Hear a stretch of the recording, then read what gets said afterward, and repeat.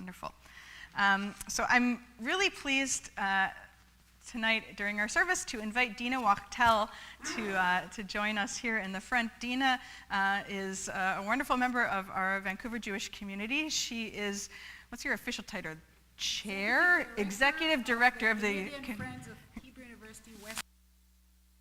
I never know if we're Pacific region, Western region, what the title is exactly. But Dina, I'm so glad that you're here tonight to give us a little bit of background about who we are, and really, and our chayalim, of who they are and why they're here and why it's so significant. And we're just really grateful that you provided an opportunity for us to spend Shabbat together. So I'm going to actually give you my microphone. You don't need. I'll speak out loud. No. But can hear me? it's not that they need it; it's that the people online need it. Oh, wow.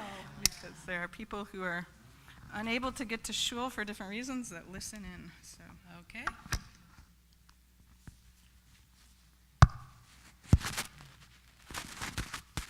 Thank you, Rabbi Brown. I want to thank also Rabbi Moskovich for inviting us.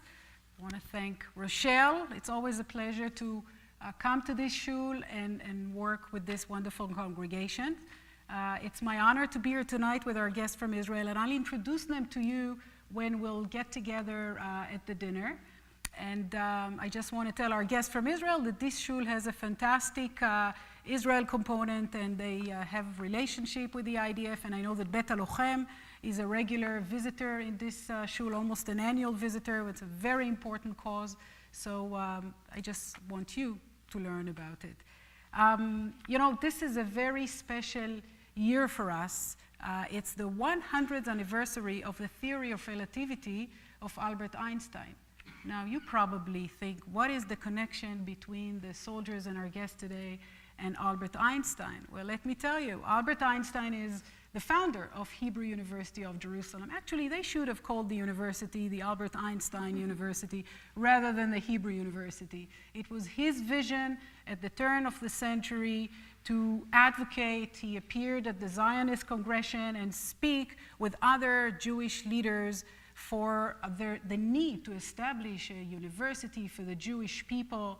And he actually mentioned the need to allow education to the middle class. He said they'll plow the land, but they would also attend to university, and we need to provide them with education and fund it for them, which is quite amazing in those years. And he gathered around him actually the intellectual giants of that period of the 20th century, end of the 19th century, Martin Buber, Sigmund Freud, Chaim Weizmann, who later became the first president of the State of Israel. And they worked on this amazing project. And actually, they put the cornerstone in 1918. And the university opened its doors in 1925. And this year, when it's the 100th anniversary of the theory of relativity, I want to tell you that Albert Einstein left his entire literary estate to the Hebrew University of Jerusalem. He has a home on the outskirts of Berlin, but most important is the literary estate, which is the original manuscript of the theory of relativity. And we are actually announced this year the foundation of the Albert Einstein Foundation to create a visitor center in Jerusalem.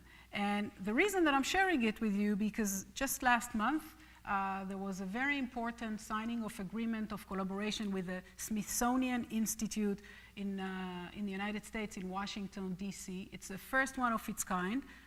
You probably know that the Smithsonian Institute is one of the most important scientific foundations in the United States. And we're going to do a major event in DC in September of 2017. And just to share with you what's the purpose or the intention of the foundation is to inspire, I'm reading it to you from the original, a new generation of scientists, leaders, and humanitarians to draw upon Einstein's exemplary spirit and bring fresh thinking to the problems facing our world. So, what is the connection to the Hebrew University is the students that are studying at the university and the innovation. And if you think about it, Albert Einstein died in 1955, and still the level of brand recognition is amazing.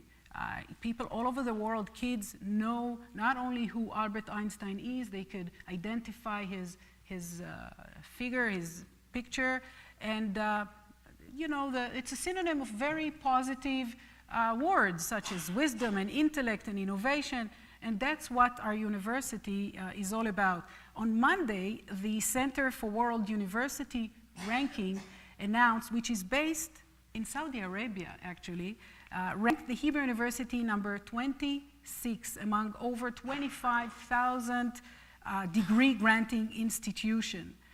The annual ranking placed also Hebrew University first in Israel and first in the Middle East.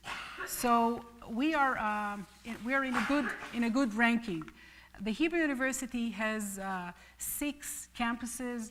We have the only school, agricultural school, which if you happen to come to Israel, I'll be happy to arrange for you to visit, because the Faculty of Agriculture in Israel is very, very sophisticated, with arms into Africa. The collaboration with various regions in Africa is quite amazing, which leads to important diplomatic relationship and relationships that also support the security of the State of Israel. And it's a very scientific, futuristic kind of faculty, and I would love to arrange for you a visit there.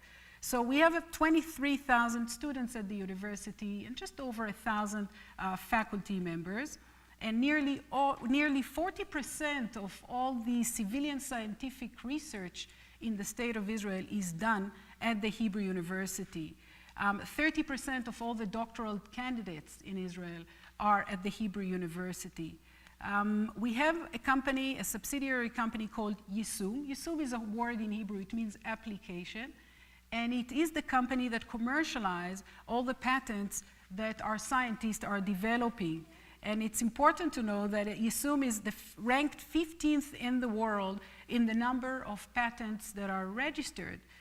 It's responsible for marketing the technology of the scientific innovations that are generated at the university. And to date, it has registered over 7,000 patents, and it boasts establishing 72 companies, and actually 600 of these patents have been commercialized. So it's quite amazing, and I'll just give you 1 or 2 examples. You might have heard of the drugs Exelon that was developed by Professor Martha Weinstock-Rosin that treats Alzheimer. You might have heard about Doxil that was developed to treat ovarian cancer. And I'll just jump to the latest revelation, which is by Professor Amnon Shashua, the Mobily. Mobily is the company that developed the computer vision.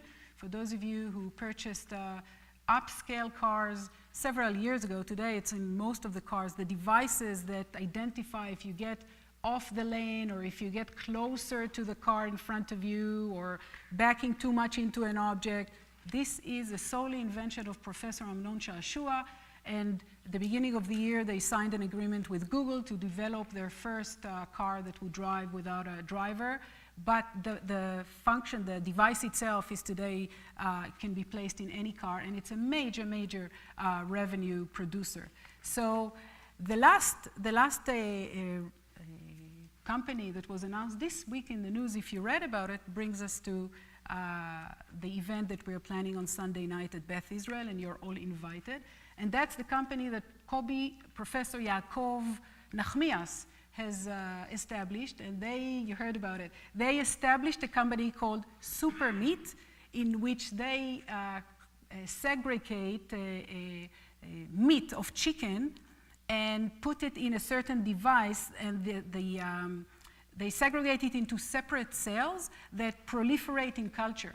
The end result is we will eat chicken, chicken breast, for example, that was without killing a single chick.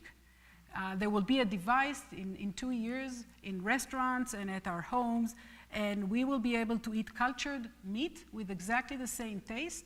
And if you think about it, it is just unbelievable. And Kobe is the one who developed human liver on a chip. And they put sensors on that human liver and test it in extreme environments. He will tell us about that and other work that they do. They talk about 3D printing of human organs and other things that are completely futuristic, and it's hard even for ordinary people to imagine that. So what triggered us in bringing the soldiers to Vancouver was that the heart and soul of our university are the students. And 3 summers ago, we were facing in Israel a Operation Protective Edge in Gaza, Mifza Tzuk Eitan in Hebrew. And when it ended toward the end of the summer, about 1,000, just over 1,000 students were recruited into Miluim. Miluim is a Hebrew word. It means into the reserves. They were called from the IDF to serve in their unit, and they ended up not working the entire summer. And when this operation ended and they had to attend to their duties at the university, they asked for financial help. And the university called upon us to help them because simply there was not enough available. So we invited to the community a group of soldiers, and the reaction was unbelievable. Unbelievable to such a way that we decided to continue it this year. For 2 reasons. First of all, we want to educate our community about this concept of Miluim, which is completely foreign to North American campus life. What Miluim means is that you are a student full-time, you are a civilian, you finish to serve your compulsory service in the Army. However, you're embedded into your unit in the IDF. And when something happens and they need you in the Army, they send you a text message or a WhatsApp message. WhatsApp is very popular in Israel, much more than here for some reason. And you have to attend to that call. So it doesn't matter if you study now for your bar exam or if you need to study for your final exam in medical school or whatnot, you drop everything and you go without even thinking about the consequence. How will I deal with it? Not only that I will not be able to go to work and save some money, but how will I deal with all the overload of not attending classes and not writing the exams? And you just go and you serve your country and you serve with your brothers. You are ready to go because this is the call of duty. When you come back, nobody is awaiting you with medals. And nobody is waiting for you to say, Kol HaKavod, what a wonderful mission, because everybody is doing it. I'm saying everybody, I mean, we know that there are segments in the population that do not serve, but more, at large, you surround yourself by people like yourselves, and everybody is serving, so you don't really, nobody's clapping their head and saying, oh, that's great. And you need, if you're lucky, you get from the university a date to write your exam, and it might be very close to the date that you have just came back from service. You just need to go and write the exam. Now, it doesn't matter if you just fought in Gaza, and it doesn't matter if you just saw some of your buddies get killed or injured. You immediately need to do the switch to civilian life and operate as if life is good and moving on with life. So it's very, very complex. It makes also the school, the university environment different than in North America, and many times when we have professors from the universities here in Canada going to teach at our university in Jerusalem, very surprised because they enter a class and the typical age of our students is not 19. The typical age would be 23 and 25 and 28 and 30. And these students are very serious about studying. They're very focused. They've finished their Army service. They've done amazing things in life. They are not there to drink beer and party. It's not bad to drink beer and party, but they're not there for that. They're there to really be focused on their career path. They are challenging the professors, and it's a very, very different environment than here. So one of the reasons that we brought the students here is to share with the community this concept of Miluim, which is very difficult. I'm not even getting into details such as, for example, let's say that you're called to your Army unit and you missed 3 weeks of course. Who's going to pay for all the copying of the, let's say that you have a nice fellow student that will say, don't worry, I'll give you all the minutes. And not all classes are on the web. Not all professors are happy to use the web to post their lectures. So you need to be able to get that. And nobody is doing it for you. The university doesn't have an office that you go to that office and get all the material that you missed. It is completely and solely your problem. And if you need to do some photocopies of lectures that you missed, it costs a lot of money. Who's going to pay for that? Yes, you guessed, you, the student. So there are a lot of issues at that. not going into the psychological aspect, that it's very hard. You go, you attend to your duties in the army, and then you come back home and you need to become suddenly again the happy student. But what about what you saw and what you went through? A psychologist is not waiting for you at university. You just come back and continue to study. So that's a very, very foreign concept to North America. The second reason is that we did the fundraising, and we're still fundraising for scholarship at the university.